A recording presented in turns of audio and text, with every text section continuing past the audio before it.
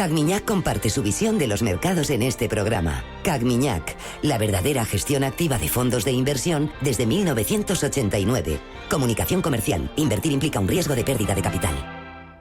Y desde Carmiñac nos acompaña hoy Ignacio Lana. Ignacio, ¿qué tal? Muy buenos días. ¿Qué tal, Susana? Buenos días. Tenía muchas ganas de verte y de recibirte aquí en mi casa. Muchas gracias, sobre todo por la invitación. En mi nave espacial, porque has visto, esto parece una auténtica nave espacial. Este es maravilloso. Un placer, como siempre. Bueno, y sobre todo que los oyentes conozcan de primera mano cuál es la visión de los mercados y la estrategia de Carmiñac. Ignacio Lana es Deputy Head of Country Iberia de Carmiñac. Oye, estamos en momento de campaña de resultados, donde las compañías están confesando ante el parqué, están presentando sus cuentas referidas al tercer trimestre de este año y están presentando también sus guías de cara a futuro. Es un momento muy importante porque las economías crecen, está la inteligencia artificial, que es un driver de crecimiento, pero tenemos por otra parte la política arancelaria de Donald Trump, que prometía más inflación y promete también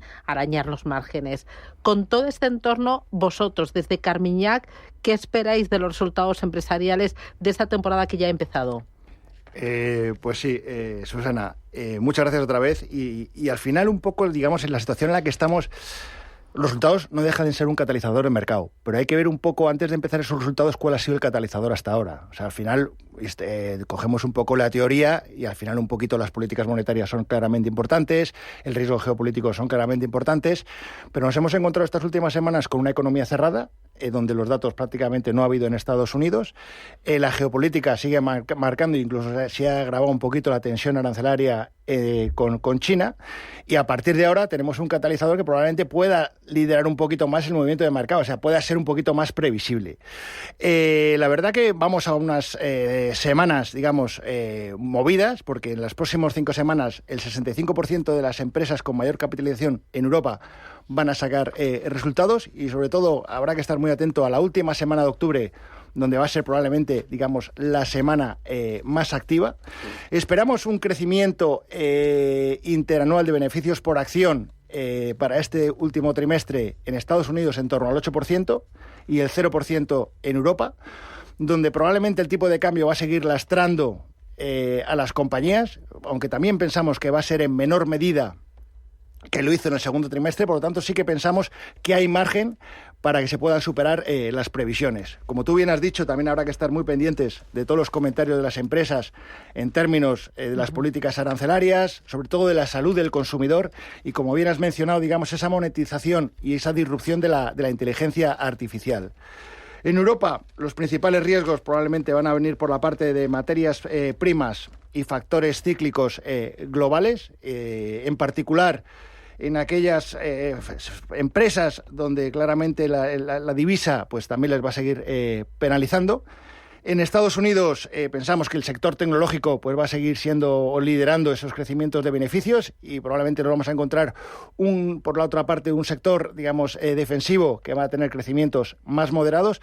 Pero si incluso quitamos el sector, digamos, tecnológico en cuanto a las expectativas de crecimiento, pues nos vamos a encontrar unas expectativas de crecimiento en Estados Unidos en torno al 4,5%, que es bastante razonable.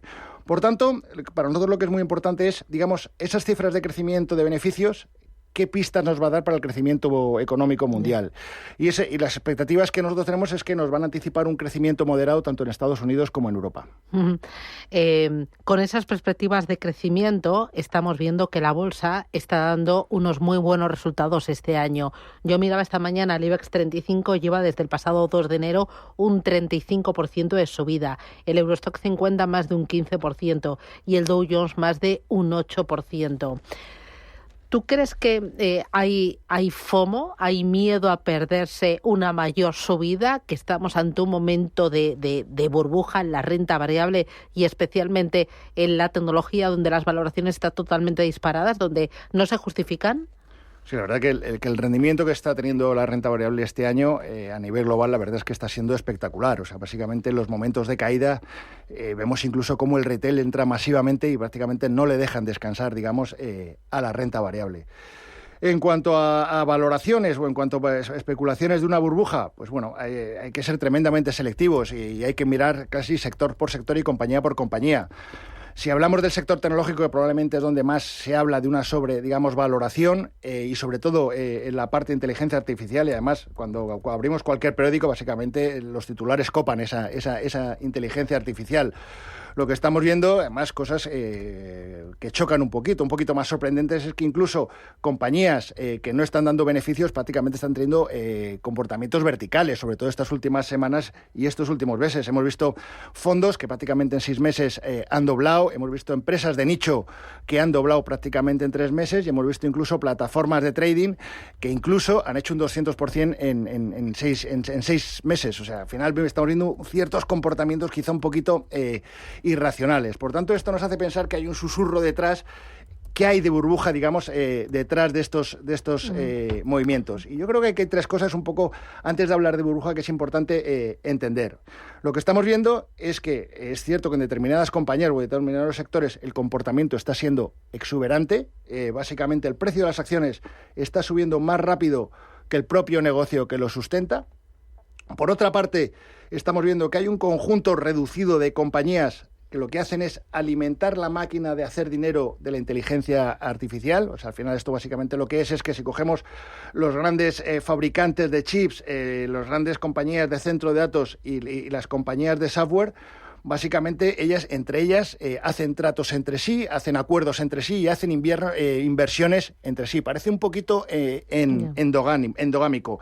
Hay como una cierta consanguinidad, una economía circular, por ejemplo, en economías pues como Nvidia o como OpenAI. Incluso pues hay participaciones cruzadas y acuerdos, por ejemplo, también en compañías como Oracle y AMD. Como decía antes, parece, digamos, que hay cierta endogamia en esas inversiones que hacen entre ellas mismas, esos acuerdos que hacen entre ellas mismas. Incluso ellos invierten en la misma cadena y refuerzan incluso el relato para esto. Y una cosa que es importante tener en cuenta, sobre todo lo que está pasando en la tecnología, es que cuando nosotros hacemos, y hablando un poco de las previsiones, estimaciones del gasto de la tecnología de las empresas del Standard & Poor's, prácticamente están en máximos. O sea, se espera que para los próximos 12 meses las empresas tecnológicas del Standard & Poor's gasten por encima de 600.000 millones. ¿Esto es mucho o esto es poco? A mí me parece una barbaridad. Parece una locura, pero si lo miramos incluso en términos relativos, si miramos, por ejemplo, el ratio de inversión en capital fijos contra, digamos, las ventas, este ratio normalmente, sobre todo las empresas tecnológicas, se ha mantenido entre el 7 y el 15%. Bueno, pues hoy pues está casi en el 20%, incluso por encima de ese 20%. Por lo tanto, digamos, lo que estamos viendo es que ese dinero que se está metiendo hoy en el sector tecnológico, sobre todo en la IA, parece que es beneficio para el mañana. Es decir, está tratando de financiar la demanda futuro. Esto a mí me recuerda un poco, parece que en este ciclo tecnológico, en esta revolución tecnológica, habría que ver, por ejemplo, qué ha pasado en otras revoluciones, como la revolución industrial. Y siempre se ha dicho que las vías se han construido antes de que pasara el tren lleno de gente. Si miramos un poco qué puede pasar, la verdad que lo que estamos viendo es que los centros de datos pues tienen una deuda muy alta. Pero también es cierto que estamos viendo cosas positivas y nos llevan un poquito, a que son previsibles un poco de mantener, digamos, esta tendencia a la que llevan. Primero, porque hoy los prestamistas son ellos los que quieren financiar y los que quieren invertir en estos proyectos, por lo tanto hay financiación. Y segundo, es que estas propias empresas de centro de datos son capaces, digamos, de financiar con sus propios flujos de caja esa deuda y además esa eficiencia en la inteligencia artificial. Quizá, digamos, el susto que nos podemos llevar en un futuro en que esas expectativas al final se queden en expectativas, es decir, que se quede en espuma y no vaya mucho más allá. También, sí, perdona. No, ¿me ibas a comentar algo más? Si no, cambio de tema, que me quiero ir a los bonos. Pues venga, vamos a... Oye, por el tema de los bonos también me interesa, porque estoy viendo este año mucha volatilidad y estoy viendo bastante tensión en la parte de los tramos largos, en el 10 y especialmente en el 30 años. Y eso, pues yo por lo que he aprendido de economía, puede deberse a varios motivos. Uno, que el mercado descuente un repunte de la inflación a futuro. 2, que el mercado descuente un menor crecimiento económico. O 3, que el mercado esté viendo que la deuda está creciendo y que va a seguir creciendo y sin freno. Y eso genera pues mucho miedo y mucha volatilidad. ¿Vosotros cómo estáis viendo este movimiento en la parte de bonos? ¿Y qué opinión tenéis sobre estos déficits galopantes de los gobiernos? La verdad que es muy interesante lo que está pasando. Bueno, es súper bonito. Es muy bonito para contarlo. La renta fija. Para estudiarlo. Totalmente. Además, cuando incluso, digamos, lo tratas de llevar a la propia teoría, pues la verdad que es apasionante. Primero, porque, como tú bien dices, por una parte, digamos, está el flujo diario. Es decir, estamos viendo, sobre todo desde el viernes pasado, un halo comprador por la parte de renta fija. Es decir, que toda esta tensión geopolítica, digamos, entre Estados Unidos y Rusia, se habla también más cada vez que el riesgo crediticio está incrementando, la incertidumbre política, pues al final la gente lo que está haciendo es irse un poco al activo seguro, es decir, parece que la renta fija vuelve al activo seguro, y es un poco, digamos, lo que puede explicar el movimiento de estas últimas semanas. Si miramos un poquito más estructural, y un poco tú lo has mencionado, o sea, al final un poco los desequilibrios que está llevando la economía, sobre todo los déficits, hay una cosa que es importante, o sea, para que una economía, digamos, sea capaz, digamos, de ser sostenible sus desequilibrios o su deuda, al final tiene que tener un crecimiento nominal mayor de lo que le va a costar la deuda. Por tanto, también sería muy importante que cuando hablamos de superávit o déficit primarios, pues lógicamente un superávit primario debería ayudar, digamos, a que ese déficit o esa deuda no fuera tal problema. Y hay una tercera variable que para mí quizás es muy importante, que es el vencimiento. O sea, al final, cuando tú tienes unas economías con esos desequilibrios, con esos déficits, al final lo que les interesa a las economías es tener vencimientos largos para evitar, digamos, la refinanciación de los vencimientos cortos. Pero si miramos un poquito qué es lo que está pasando en el mercado de deuda, es curioso, porque normalmente cuando la gente habla del mercado de deuda, todo el mundo hemos oído que siempre hay muchísima demanda por la parte de deuda, es decir, que siempre hay como está sobresuscrito siempre las emisiones o la demanda en deuda. Pero si analizamos qué es lo que está pasando en Europa, sobre todo estos últimos 10 años, pues curiosamente los gobiernos lo que han hecho, sobre todo en la deuda europea con vencimientos de 20 años o incluso mayores, es pasar de emitir en torno a unos 150.000 millones a 50.000 millones. Es decir, que en estos últimos 10 años en Europa se ha emitido cada vez menos en los plazos más largos. ¿Y dónde lo están haciendo? En los plazos más cortos. Fijaros que antes he dicho que cuando tienes unos desequilibrios o países con déficits o deudos, lo que interesa es tener unos vencimientos más largos. Y curiosamente, hoy los estados están emitiendo en los tramos más cortos, es decir, la curva vuelve a tomar pendiente y donde los gastos de refinanciación están siendo más baratos, porque cuando la curva toma pendiente es más fácil financiarse en el tramo corto que en el tramo largo. Pero al final esto tiene unas consecuencias, porque primero, si lo están haciendo en el tramo corto es porque no hay demanda en el tramo largo, es decir, los compradores no quieren tomar más riesgo y no quieren irse a los tramos largos. Segundo, el riesgo de refinanciación es mayor. Tercero, que al final, al jugar el tramo largo, básicamente estás mucho más dependiente, o los tesoros están mucho más dependientes del mercado, o sea, al final es el mercado el que va a mover los tipos. Y hay un cuarto factor que es muy importante: ¿quién está comprando en los tramos cortos? Cuando miramos quién son los compradores naturales de los tramos cortos, son los bancos y los fondos de inversiones. O sea, prácticamente estás limitando el abanico de potenciales compradores en la renta fija.